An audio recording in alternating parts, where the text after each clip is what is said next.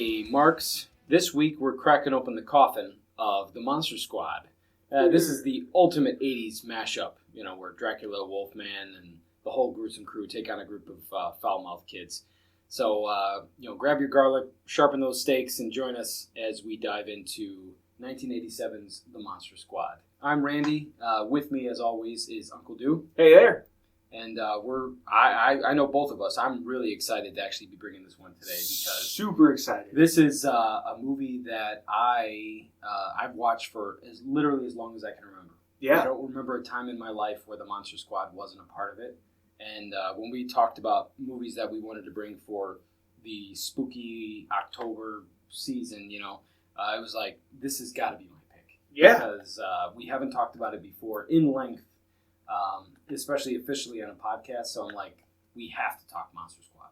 So, I know that you've definitely seen this many, many times, but I'm just excited to, again, hear your take on it, man.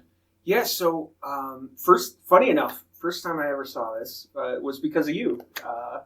It's another one of those, never seen it before, 2002, best friends with Randy Kirk, 25 years, he said, hey, Wolfman got nards. Yeah. And I was like, I don't know what that means. And you said, the fuck are you talking about? You don't know what that means. And you popped this in the player immediately, and we sat and watched and rolled our asses laughing. So was the first time you saw this in like 06, 07? Yes, probably 06, 07, yeah. Because I remember you and I think we went to Circuit City. Yeah. To get I was so stoked for the DVD. Yeah. Because up to that point, it had only been released on VHS. And it's a very rare occasion that we ever went to Circuit City for DVDs. Yeah. I don't know why it was there, but we went there to get that, and it was the first time it had been released on DVD. Yeah. Or home media of any kind since the 80s. Mm-hmm. So I was super, super pumped about it. But so that was the first time you had seen it. That's the first time I had seen it, yeah. So at that point, you were, into your 20s. Mm-hmm. And so you seeing the Monster Squad for the first time in your 20s, how did it hit? It was just that, like we had talked about the past episode with Slither. This hits nostalgia hard, man. This is everything I want in a monster movie. Coming from that old Hollywood era of Abbott and Costello meets. That's exactly what this was. This was all of the universal monsters For sure. Jam-packed in a movie that just, it was everything that I wanted and more from way back when. I think, Fred Dekker, he's the filmmaker here. He is the co-writer and director of The Monster Squad. The other co-writer is Shane Black of Lethal Weapon fame. Yeah.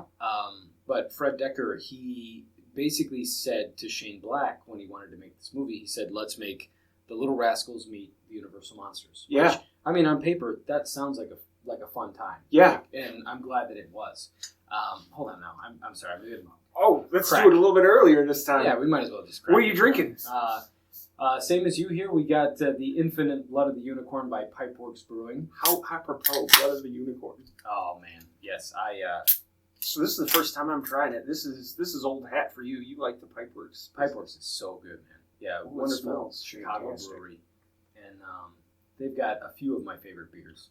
Ooh, I like that one. I like that better than the Roost. It's hoppy. Yeah, I definitely like this better than the Roost one by Hop Butcher. But, sorry, It's what like was... they roast and toast their hops. Sorry, we got on a beer tangent real quick.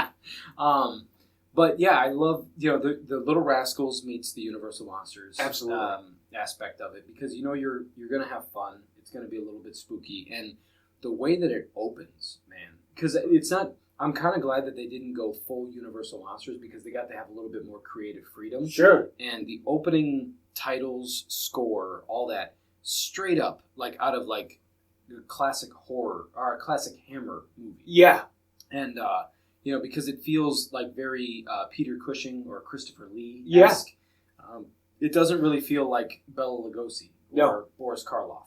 So even though they were going for the classic Universal monsters, they just kind of generalized it. There's been many, and fun fact with Uncle Dude, there's been many many polls taken about scariest monsters, Mm-hmm. and Duncan Rhaegar Yeah. as Dracula has constantly been in the top 5 like scariest fucking Draculas. He's good, man. He has clout. Oh my god, and he's menacing. Yeah. Like, you know, there's Christopher Sarandon in Fright Night or whatever, and like my Dracula, Dude, Jerry Dandridge is a hell of a fucking vampire. Yeah. I love Fright Night, and I Yeah. love Chris Sarandon. So Yeah. but yeah, I know what you mean. but like menacing, and like Christopher Lee's always going to be my Dracula. Really? Yeah, Okay. yeah. I mean, Bella's Bella, right? Mhm. And there's a warm place, but there's more Christopher Lee Draculas than any Dracula out He's there. definitely a scarier Dracula. man. And he has like this aura, right? Yeah. This presence. But He is kind of noble. Yeah. but Duncan Rhaegar is menacing and evil, and like he's just walking around throwing fucking dynamite everywhere. Yeah. He blew up the one poor guy from Ghostbusters. Yeah. Like, just no shit's given. This Dracula is going to ruin everything. No, you know, I don't want to. You know, we're going to jump all over the place here, Yeah. I'm sure. But at the end, when he's approaching Phoebe to Yeah. get the amulet, Oh, and you know, he's just knocking out cop after cop after cop. yeah. And what better way to make him look just menacing than that shot right there? Oh, yeah. Oh, it's wonderful. Well, I want to tell you, you talked about the hammer sort of situation. That Columbia TriStar Yeah. intro, Yeah. it hits, right? It hits. It hits Yes. everybody's happy place because, like, When I think of the Pegasus, Yeah. this is the only movie that immediately comes to my mind. yeah. I've seen 50 movies with the TriStar, Mm-hmm. but for some reason, when the Pegasus is leaping, I think Monster Squad. And I know I'm in for a good ride because I can't name a Columbia TriStar where I'm not happy that I'm watching a Columbia TriStar movie. You For know? sure, man. like Yeah. growing up in the 80s and 90s and renting movies you put it in, you got 5 minutes of hot trailers, Yeah. and then that Columbia TriStar startup, and you're like, oh, I'm settled in. But it's like Canon, right? Because when Yeah. you see Canon, you see Mhm. the Canon logo, you're like, Mm-hmm. this is going to be awesome. Yeah. So like that, and like it immediately gets you into the lore, right? It immediately gets you into everything that we know about these monsters Yeah. from the very beginning. Like we get Van Helsing. We add a little bit to the lore because they're speaking German, and there needs to be a virgin who handles the thing, and then there's a portal that opens. Like it builds on everything we know and love. And, Well, I think even before you get to that, you hear the Bruce Broughton score, and it's creepy from the first second of the music hitting, and you're kind of thinking, oh, this is going to be a kids movie, and it kind of is, I guess. But yeah, you hear the score, and then you get into the castle, and you see the Bride of Dracula just chomping on a possum, yeah. and you're like, whoa. Like, this isn't your And- typical Goonies kids movie. And this integrates the brides perfect because they never really discuss that the brides come in 3. Yeah. It's just assumed, like in everything since Bride of Dracula, that the brides come in 3, and so it follows that lore Yeah. to the T, and it's like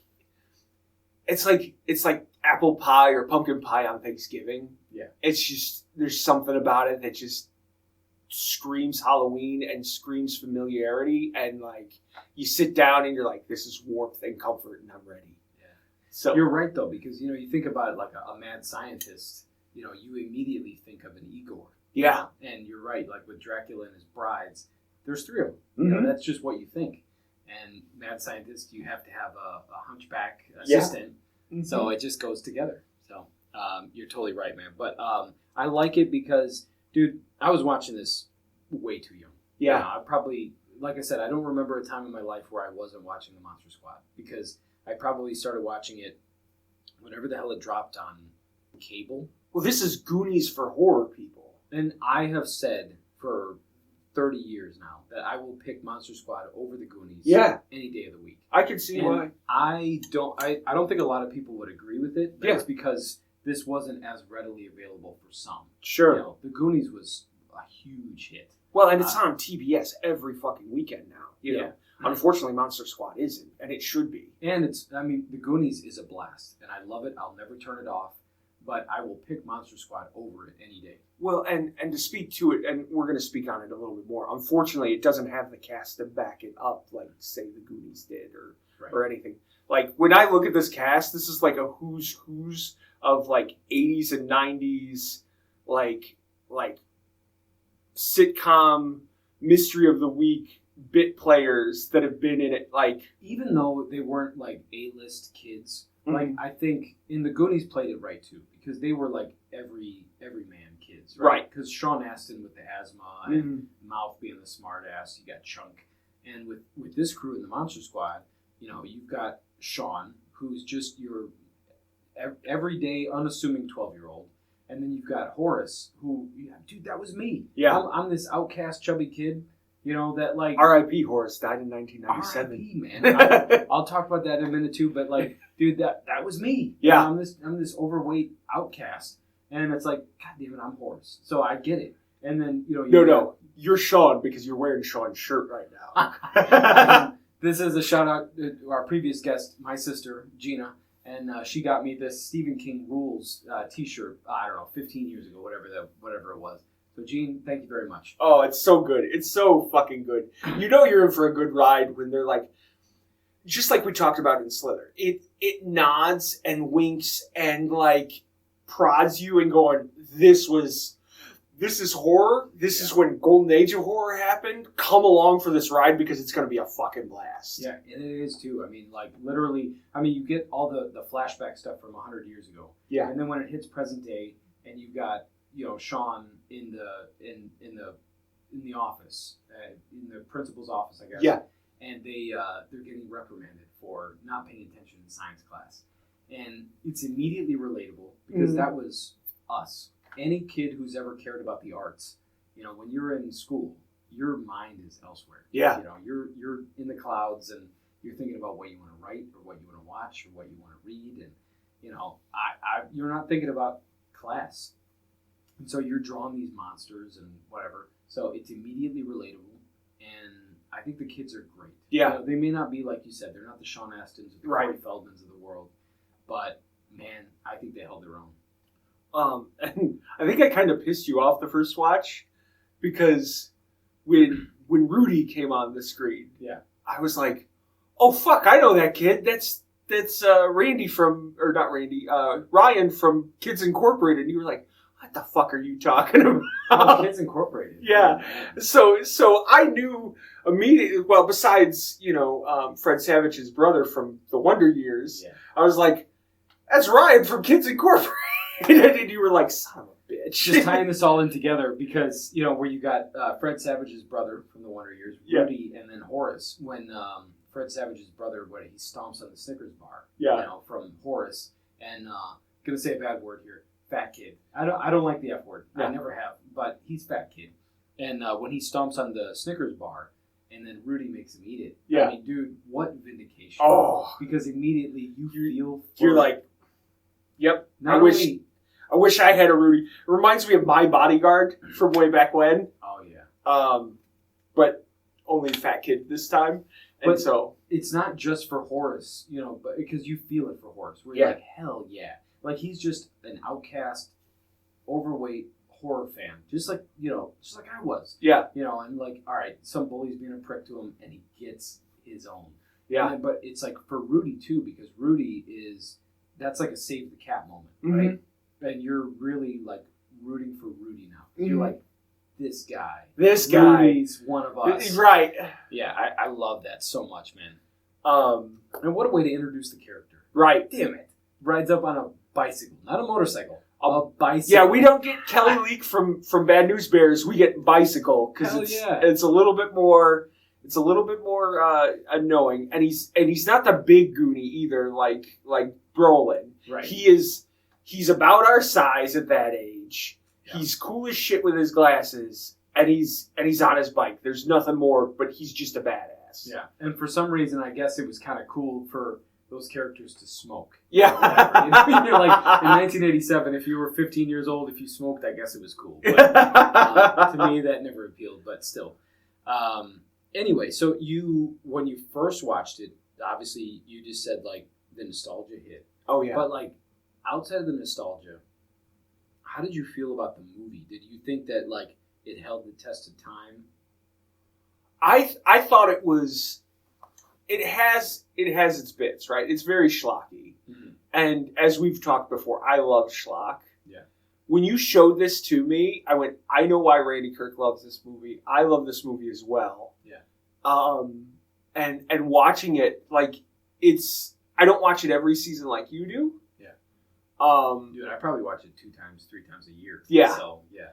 It's one of those that I keep close and dear to my heart because I'm like, oh, Monster Squad. So when the documentaries came out, I was like, well, I'm going to watch those because Randy showed me this movie and it's fucking fantastic. And I fell in love with it day one because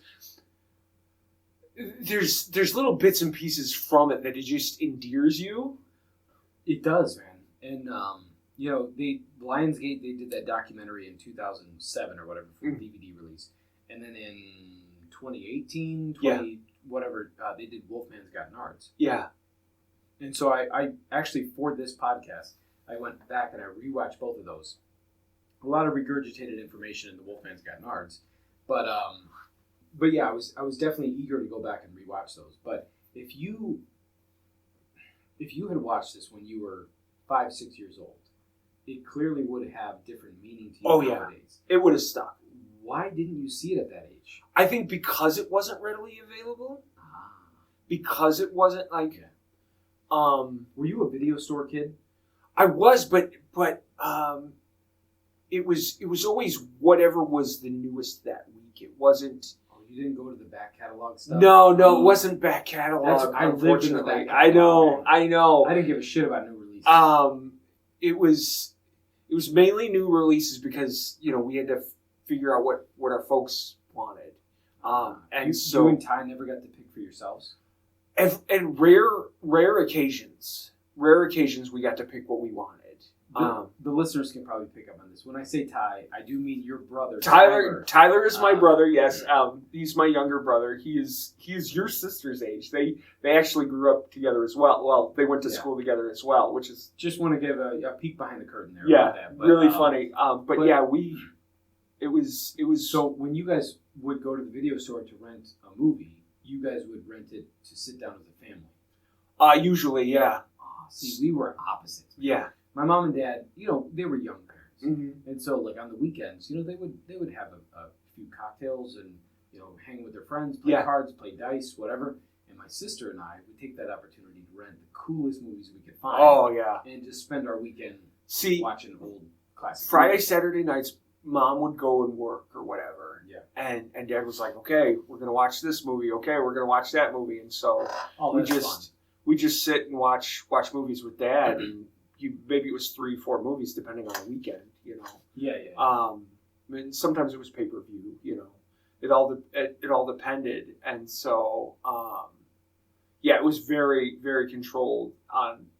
Not controlled in the way of you're gonna watch PG movies and all, because believe me, we watched some heinous shit when we were younger. I'm sure, just like the rest of us, you watched RoboCop when you were 6 years old. Oh yeah, absolutely. Like because they marketed toys to us. I remember Alien from like at 7. Hell yeah. Like Rambo, First Blood Part 2. Sure, of course you had. Yeah.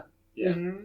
And so this movie just never got on your radar. It was never really in there. I think because unfortunately, it didn't do well in the box.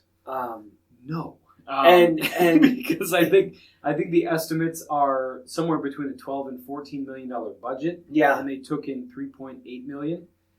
Ouch. And it didn't have a life in the other areas that other cult classics did. And maybe if it had been released at another time, it would have been something. But it did face The Lost Boys. Yeah. And so it was up against the Lost Boys, and it struggled because of that. Well, and So just weeks later, another Shane Black movie came out at the same time. No, I think Lethal Weapon came out a few months prior. Prior? Yeah. Okay. So, yeah, because that's what's funny about it is because Shane Black was just so... He's just Shane Black. He's a freak of nature. I don't know how he does it. Right. But so he ends up co-writing The Monster Squad, and during the time of the production, he ends up selling Lethal Weapon as a screenplay, which I think at the time was the highest selling screenplay. I think you are correct. Yeah. Ugh, what an asshole. Jesus Christ. To have a movie as cool as The Monster Squad getting made while your screenplay is getting... And Fred Dekker talks about the original screenplay, about how ambitious Shane Black was. Yeah. Like in that first scene that we talk about, there was talks of Zeppelin and horses riding in to battle Dracula with Van Helsing. He clearly had a vision, man. Yeah, and so Dekker was like, "There's no way we could have made this movie with the budget that we had, wanting to do all of that." And I'm honestly a little curious to see like what his original vision would have been.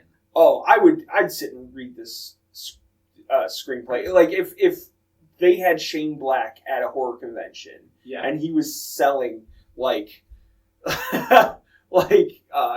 Kinko's copies of the original screenplay from Monster Squad, I'd buy an original copy. A la Jerry Maguire. Yeah. But yeah, Lethal Weapon was released on March 6th of 87. And then the Monster Squad, I don't have it in front of me, but I'm pretty sure it was August. You are correct, yeah. So several months later. But yeah, so during that time that Shane Black and Fred Dekker, they were going to UCLA. Yeah. And neither one of them were going for film. It ended up being that fucking Shane Black walked up to Fred Dekker, who they were good buddies at the time. Yeah. He's like, "Hey, what are you up to?" And Fred Decker's like, "Well, I'm trying to write a screenplay." And Shane Black, of all goddamn people, he's like, "Oh, well, how's that going?" You know, whatever. Yeah. And they didn't read Sid Fields. They didn't do shit about like learning about filmmaking. They just sat down and wrote a screenplay. Isn't it? How cool is that? And then Shane Black became Shane Black. And Fred Dekker, no disrespect there, because I mean, obviously he did Night of the Creeps. Yeah. RoboCop 3. RoboCop 3. But, you know, he had a career of his own. Yeah. But Shane Black is clearly the winner in this. Successful. Yeah. Upstairs, I asked you what were your top 3 Shane Blacks. I don't think you gave me an answer. So I did not. What's your answer? I said Kiss Kiss Bang Bang. Okay. Lethal Weapon. Yeah. And then this. Dude, I love it. Yeah. Because, for me, mine, I mean, if we're talking screenwriting and directing, like if it's an either or kind of thing, Monster Squad is easily in the top 3. Yeah. Also Lethal Weapon, because I am obsessed with Lethal Weapon. Oh. And that first one. But for me, Nice Guys. The Nice Guys, starring Ryan Gosling and Russell Crowe. Damn it, it's funny. Smart. I forgot about it, and I haven't watched it since you and I had watched it together. If you want to save it for this podcast, I think we might save it for this podcast. It can almost tie into Christmas a little bit, because most Shane Black does. Shane Black loves writing a Christmas adjacent movie. Because I don't think there's a Shane Black movie that I don't like, because he did The Long Kiss Goodnight. Yes. And I didn't hate it. Also set around Christmas time. Also set around Christmas. Lethal Weapon, Christmas. The only one that's maybe not is Monster Squad. Right. Still holiday oriented though. But dude, I think that these guys, they were probably, I would say in their mid-20s, 25, 26 when they made this movie. Sons of bitches. And, still for some reason they had that John Hughes ability where they could just kind of tap into how teenagers and preteens think. You know, how would they act or react upon finding out that there are monsters in their community? And, dude, I'll be damned. Scary German Guy is one of the coolest nicknames. Leonard Cermino. And it's just funny to me that, that in the titles, that's what he was paid for, was Scary German Guy. So that's a question that I had written down for you. We're going to get into the cast here in just a second. Yeah. Out of the cast, do you think Leonard Cermino is more popular, or Tom Noonan, Frankenstein's monster? Tom Noonan. Yeah. Without hesitation. Yeah. Yeah. Because when I saw Leonard Cermino, when we first watched, because this wasn't in your wheelhouse because you're a horror nerd. You're not as much of a sci-fi nerd as I am. Not as much. And I was like, oh, that's Baron Harkonnen's doctor from the original David Trek. Lynch Dune. Oh, that's Dune. Yeah. Wasn't he also in Star Trek? He was in a couple of... There's not a person in this cast that has not been on Star Trek. And I'll get to that a little bit later when we talk about the cast. But Dune. Yeah, so he's Baron Harkonnen's doctor on Dune, and I was like, oh shit. Oh, scary German guy is like sci-fi adjacent as well. And I was like, oh, that's cool. No. And I always recognized Tom Noonan's voice, but because he's in that makeup, that Stan Winston makeup that we'll talk about here in a minute, I always forget that it's Tom Noonan, but Tom Noonan is by far the most successful out of this whole cast. Yeah. I mean, because he was in Manhunter. And yeah. He was in Heat. He was in... recently The Blacklist. The Blacklist. He was in House of the Devil. Right. He's pretty big. And he's a scary character actor, too. Like, he gets a creepiness to him. Yeah. I think he was in an episode of House MD as well. Like, yeah. I absolutely love Tom Noonan as one of those underrated guys. Well, even House of the Devil, and we just recently watched House of the Devil in October here, and he plays the person that hires the babysitter. Yeah. Did you see House of the Devil? We did, because of you. And so he plays a more subdued version of a villain. Yeah. And he's very soft, very delicate. And still at the same time, you're like, because I watched it with Tiff, my wife, and she'd seen it before. And she's like, there's no way in hell I would go into that house. And it's because of Tom Noonan. Tom Noonan. And for some reason, he's very soft-spoken. Yeah. He's very, polite. But there's something scary about it. And damn it, dude, Tom Noonan it's just like with this, because as the Frankenstein's monster, he plays a very delicate, soft version where, it's like where Sean, when they first see the Frankenstein's monster, they all run away. Yeah. And then Sean runs up to him, and he like, oh, guys, this is great. And he pats him on the arm. Yeah. And then Frankenstein's monster, what does he do? He knocks Sean down. Right. Because it's like, he's not being a mean monster. No. He's just like, I'm doing what you did. Yeah.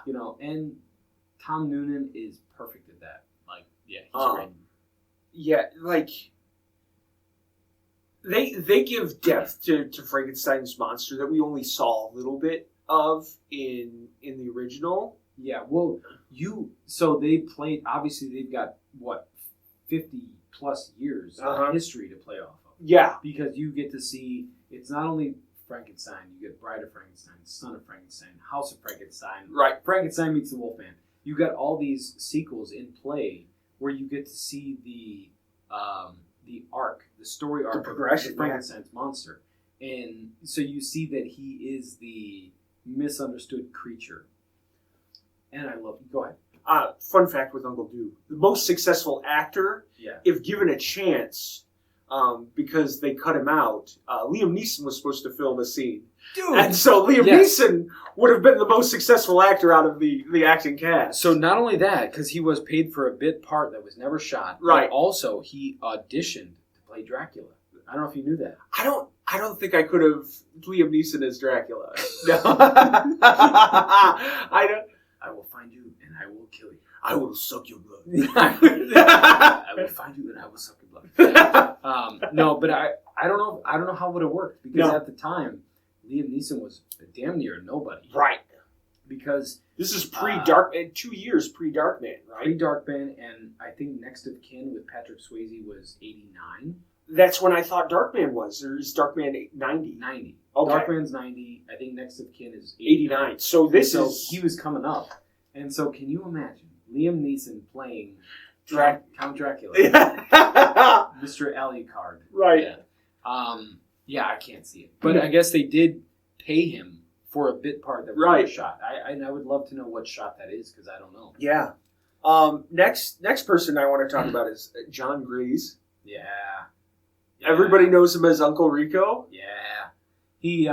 But he had a part in Fright Night Part 2. Fright Night Part 2. Which he plays same thing. A wonderful werewolf. Yeah. But I personally, when we watched it together, I was like, isn't that the guy who lives in the walls in Real Genius? And it is. It is the guy. Yeah. Tom Gries plays in Real Genius, and so that's the funny thing. And when you and I watch a movie, you'll go, "Oh, this is the guy from this and this," and I'll be like, "I'm pretty sure this is the guy from something completely different that means something completely different to the both of us." Oh man, it's been 12 years since I watched Fright Night Part 2. Because Tiff and I watched it with Nate years ago. Oh, Fright Night Part 2 is on a different level. It really is. And dude, it doesn't get enough credit in my opinion. Mm. Fright Night as a whole, I guess you call it a franchise. It's just 1 and 2.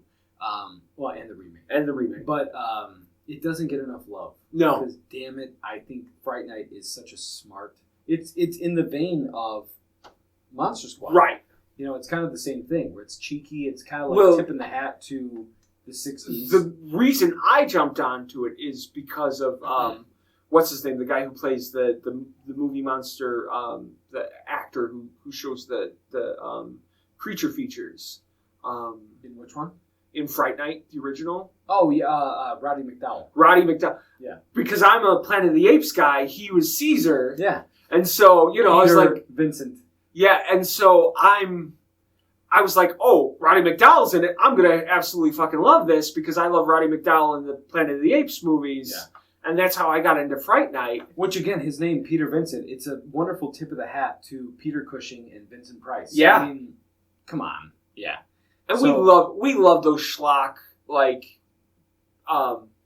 we love movies about these schlock little, like, weekend on cable... Or not cable, like terrestrial creature feature hosts, sort of things. Like it's the reason I watched Jack the Bear with Danny DeVito. Like, dude, so I watched that, or rewatched that, like 5 years ago. Yeah, it still holds up. Actually, so good. Now that I'm a parent, it holds up even better. Oh yeah, like I can imagine. For some reason, it was like wow. Like if you get a chance, folks, Jack the Bear, Danny DeVito. It's a little known movie. Yeah. I feel like it's kind of under the radar. It's very under the radar. I think DeVito directed it as well. I think so too. He doesn't get enough credit as a director. No, absolutely not. So anyway, okay, back to John Gries. Monster Squad, John Gries, yeah. But he gets it. Yeah. Because as the Wolfman, or Larry Talbot, whoever, I don't know, they don't give a name for him in this movie because unfortunately they can't because they don't have the rights to the Universals. So, but he played because Larry Talbot or the Wolfman, he doesn't want to be a Wolfman. No, like he never asked for it. He never, craves that bloodthirst or whatever. Yeah. So he doesn't want to be a Wolfman. He wants to get rid of the curse. Here's a hot take. Yeah. Is this your hot take? This is my hot take. Oh, here it comes. I love the Stan Winston Wolfman transformation in this almost more than Werewolves of London.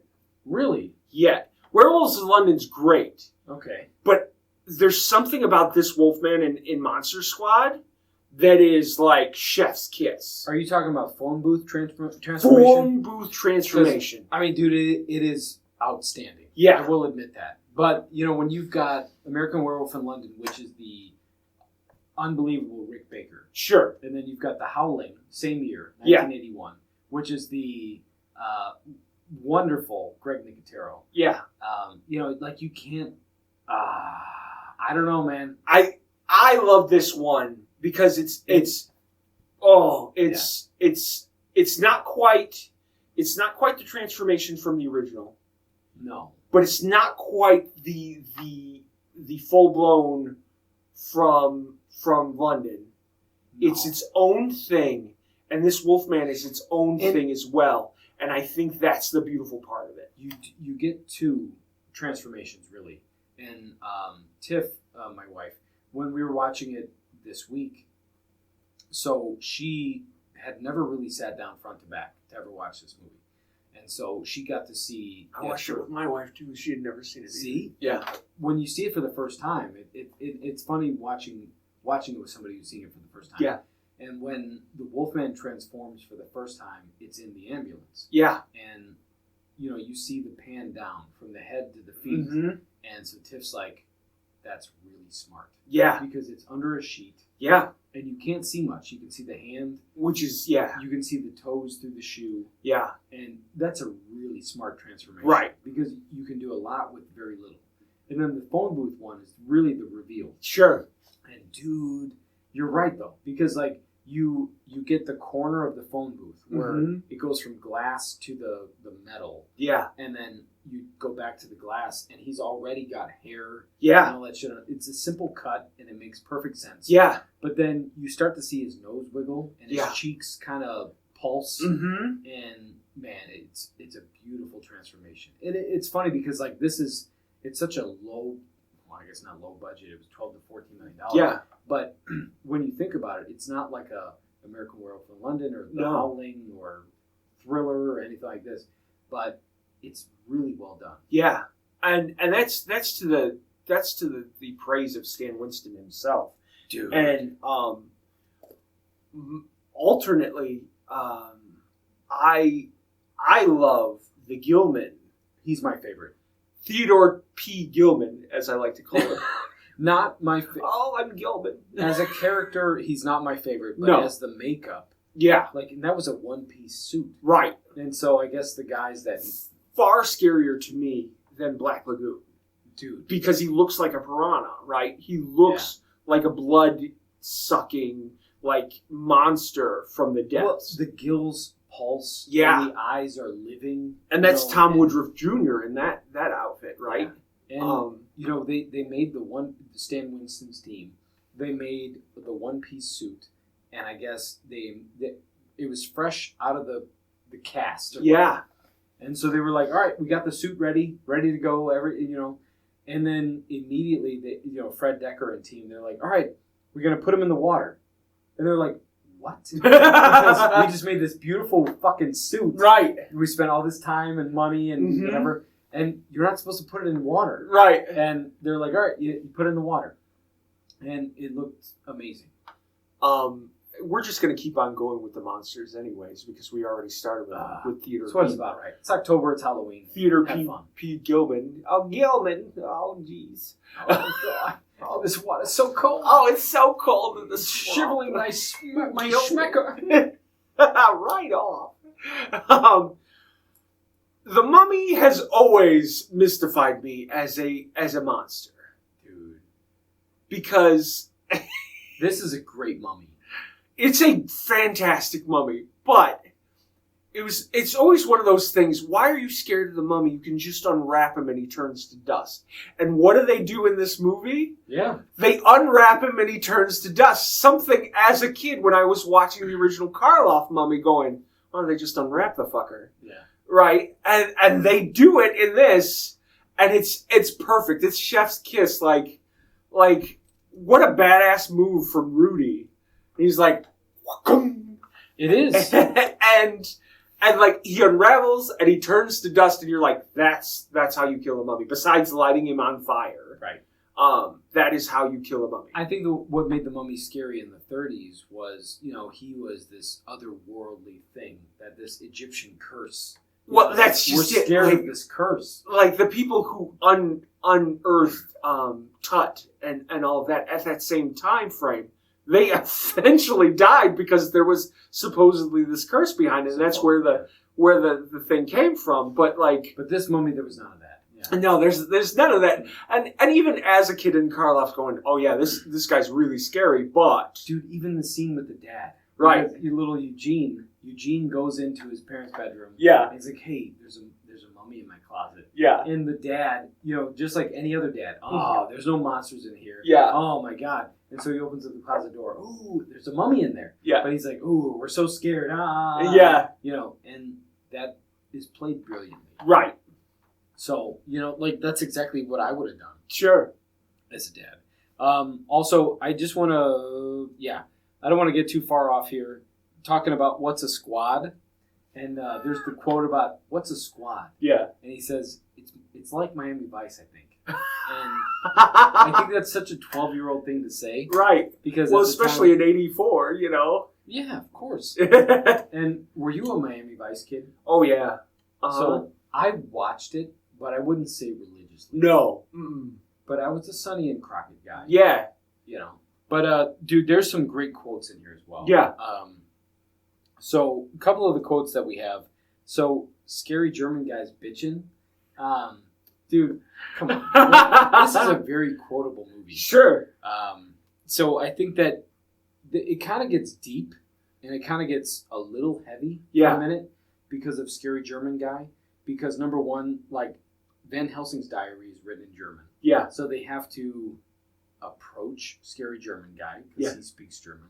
And then also we find out as the audience, the kids never do, but we do, that he was a part of the concentration camp. Yeah. He's got the numbers on his wrist. So he's dealt with monsters before. Right. And so Horace says that. He's like, I guess you know a lot about monsters. And he's like, now that you mention it, you know. Yeah. And he's dealt with monsters his whole life. You know, both in real life and then in his memories. Sure. Know? And, dude, that's some deep stuff that I wonder if Shane Black and Fred Decker realized when they wrote it. That's heavy, man. Yeah. That's really deep. Yep. Go ahead. I got nothing. Go ahead. Of course, the kick him in the nards, kick him in the nards. Of course. Wolfman's got nards. Yeah. That is what brought me to this movie because of you. No shit. Yeah, well, because you That had was a quoted selling it. point, yeah. You had quoted it, and I was like, I have no idea what you're talking about. And you're like, you need to see this. Well, I guess that's one of the top 5 quotes, right? Uh-huh. Wolfman's got nards, and then little Phoebe, at all of 5 years old, she Yeah. says, "Hey guys," when she shows them Frankenstein's monster, "don't be chicken shit." Yeah. There's that, and it's a very how quotable lovable is Phoebe, and movie. what a great little actress she is. Tiff was Because in love with that Duncan character. Rhaegar treated her like a princess. Yeah. And that scream, when he picks her up, is a genuine scream because he didn't wear the fangs and the contact lenses at all on set, so not to scare her. Yeah. And the moment he does is to get that genuine. And I guess there's a story where he goes, Decker goes to Phoebe, he goes, you know, you're going to scream when he lifts you up. And she goes, when do you want me to do that? And he goes, oh, you'll know. Yeah. And that scream is so real. Even as a kid, Yeah. like I said, I was watching this at like 5, 6 years old, whatever, however old that was, and you see Dracula picking up little Phoebe by the chin, Yeah. and he goes, "Give me the amulet, you bitch." And I'm like, right. You're not supposed to say that to a kid, 5-year-old, Like, what? right? Yeah. And it was like, it was impactful then. It's Yeah. impactful now because now as a dad, I can look at it by if I was a father looking at Dracula picking up my daughter, saying, "Give me the amulet, you bitch," I'd be like, oh, like, Well, it's heavy. Stephen Mocked as Sean's dad Yeah. is so fucking cool. Like, I know there's problems at the home front with the Goonies mom. Yeah. Like, that's the mom from Goonies, right? How funny is that? He's the perfect hardened That 5 o'clock shadow, smoking, overworked detective. my other Yeah. favorite, Stan Shaw, the black detective, constantly talked about how good of a police officer he was. Yeah. That's another quotable thing that I have to. Well, I'm a good police officer. Well, I'm a Put good it on an police- APB. Yeah. I already did. Very good police officer. Right. Yeah. Stan Shaw, I always associate Stan Shaw with Ghostbusters. Sure. When the train comes through and scares the shit out of the poor Stan Shaw worker. Yeah. That's where I see Stan Shaw.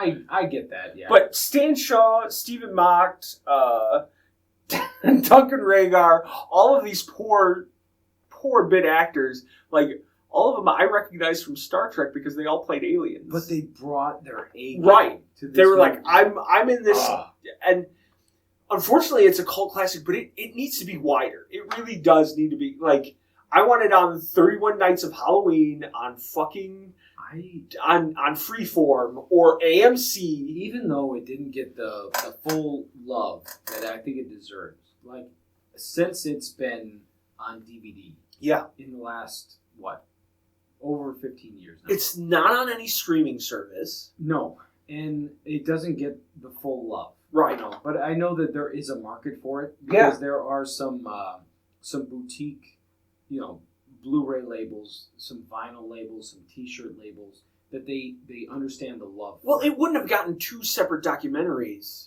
Right. if there wasn't any call for it. And not to say that this means anything, but in 2007, when they released the DVD, it did win a Saturn Award for the best DVD release. Surprise! Like that's saying something. That was pretty big. Yeah.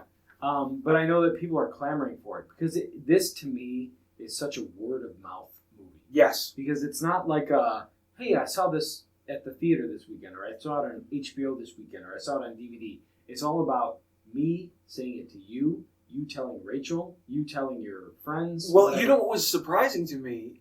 It wasn't even one of those things. Is our good friend Joel? He's a big fan of Robinson. Yeah. Okay. Yeah. He's a big fan of Monster Squad. Did not know that. Makes sense. You know, he was like, "Oh, I love that movie." We were talking about it the one time, and he was It's a like, blast. "I absolutely love that movie." And so there is legs around it. It just needs more legs. He also loves Big Trouble in Little China. He does love Big Trouble in in Little China. Love you, Joel. Yes, Joel. But I think the only other fun little fact or note that I had about the movie is when they are the guys are flying the airplane, and he goes into the back of the airplane to figure out what the strange noise is. The airplane on the side of the little aircraft that they have is Browning. Yeah. And that was a little tip of the hat to Todd Browning, yeah. who directed Dracula. Yeah. So, I mean, you were talking about in our Slither episode about all the little nods. Absolutely. And in this movie, there's a ton. There's, what is it, Cheney High School? Yeah. And, like, there's the streets that they go on, all of it. In the little treehouse, the clubhouse that they have, you see Return of the Living Dead. Mm-hmm. You see Vampire Circus. Yeah. You see there's Alice Cooper in there. You've got all this shit. And even the Ben Cooper Halloween costumes. The mask and little plastic. I was a Frankenstein from Ben Cooper. Yeah. So, like, they show them, and dude, it hits heavy. Because Frankenstein's monster, looking at a mask of Frankenstein's monster, and he finds himself scary. Yeah. It hits hard. Well, I thought it was so funny because I brought Slither and then you brought this. I thought it was so funny, and I chuckled because you and I both picked very nostalgic, very, very wink and nod to Golden Age. Well, not just Golden Age horror, but just the horror genre in general, and the love that just shows the love you and I both have to the genre as a whole. Yeah. Not being so much as a self-professed horror fan, but enough of a horror fan to appreciate. To recognize. Yeah. But, dude, I found that so funny, that this series, we were like, oh, we're going to do wink and nods this time around. I like it. Yeah. That's what the season's all about. Right. But I think just two last things that I have. Okay. I wouldn't feel right. You had mentioned at the very beginning about Brent Chalum, like he passed away. Yeah. He plays Horace, mm-hmm. a.k.a. Fat Kid. And, he passed away at 97, which I did not look at his age, but, I mean, dude, he couldn't have been more than 20. Complications from pneumonia, I think. And maybe he was a little more than 20. Maybe he was 22, 3. Yeah. Pneumonia, and watching that Wolfman's Got Nards documentary, which, did you watch? I did, yeah. So I found out, I rewatched it, and it was kind of they kind of reminded me that he died because the hospital gave him the wrong medication for an asthmatic. Whoa. And so he had pneumonia, and he went in, and he had the oxygen, like, still around his nose. Yeah. When they sent him home. They sent him home with the oxygen, and I guess it just didn't get better. He went back into the hospital, and they gave him the wrong medication for an asthmatic. And, Jesus. And it's like, dude, what? How sad? Because all of the guys, I say guys, but all of the characters, I'll edit that out. All of the characters in the movie now, they get to go around to theaters and conventions and get to relive now, like the fame, the cult following of this movie, and he doesn't get to. He doesn't get that. That's so sad. And because Rudy and Sean and and Phoebe, like, they go around all these circuits, sure, and they're enjoying it. Like, like, you really watch this movie, you love it. Yeah. And in Wolfman's Got Nards, you see Rudy and Sean that they go around and they're actually tattooing a guy. Yeah. Like, they're putting a tattoo on his body because they're just enjoying the cult status of this movie. Anyway, but Horace, aka Fat Kid. I mean, dude, yeah. I mean, a character that absolutely resonated with me, Sure. and one that gone way too soon. So Yeah. R.I.P. R.I.P. Horace. Yeah. Yeah. So the last question that I had for you, buddy, is it's kind of a two-parter, I guess. Number one, who's your favorite classic monster? Just as a whole, it's got to be Frankenstein's monster. Okay. Do you have a reason? I think Karloff was so epic to me. Yeah. Growing up, that it's just like I'm not to the point where you are, where you have him tattooed on your body, but like, I'll pick up like a Frankenstein toy, or I'll pick up, because Frankenstein's always been my favorite. Yeah. It's just there's something always about him that has like this tall giant that wasn't understood.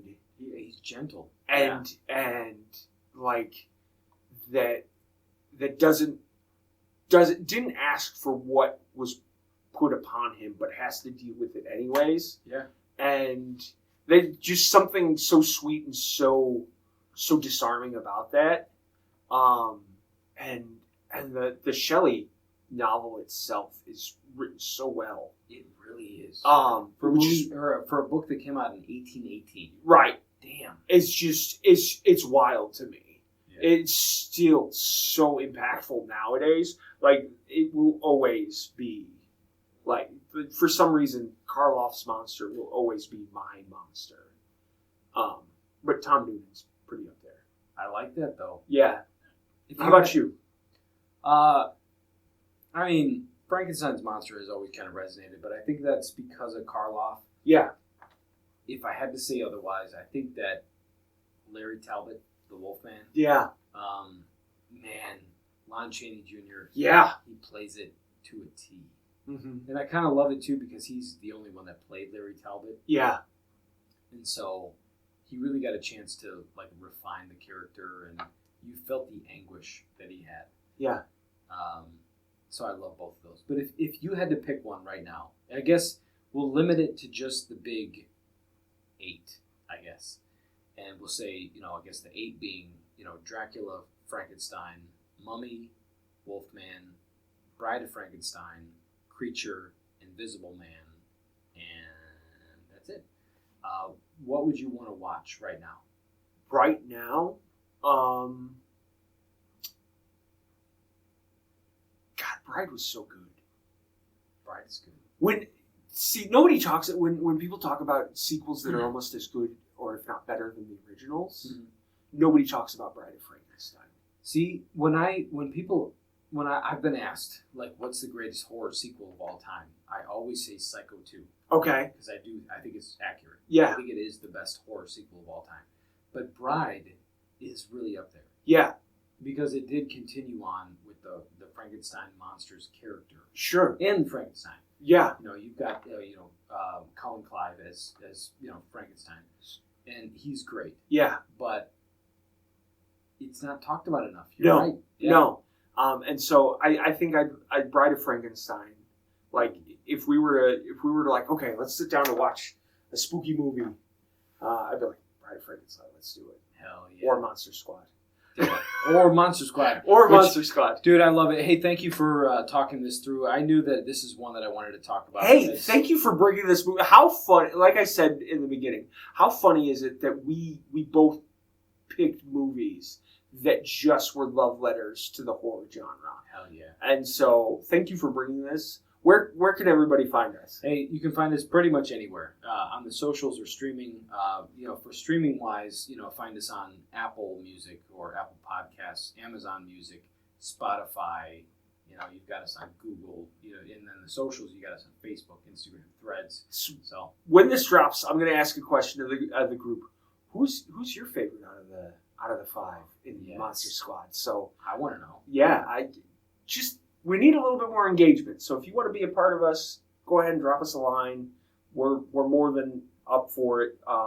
We got a lot of fun seasons coming up. We got some Thanksgiving stuff coming up. We got some some Yeah. Christmas coming up. So This one's spooky, but we're gonna get a little sappy. yeah, so can't wait to see you guys coming soon. Hey, thanks as always for listening. Bye-bye. Appreciate you guys. Happy Halloween.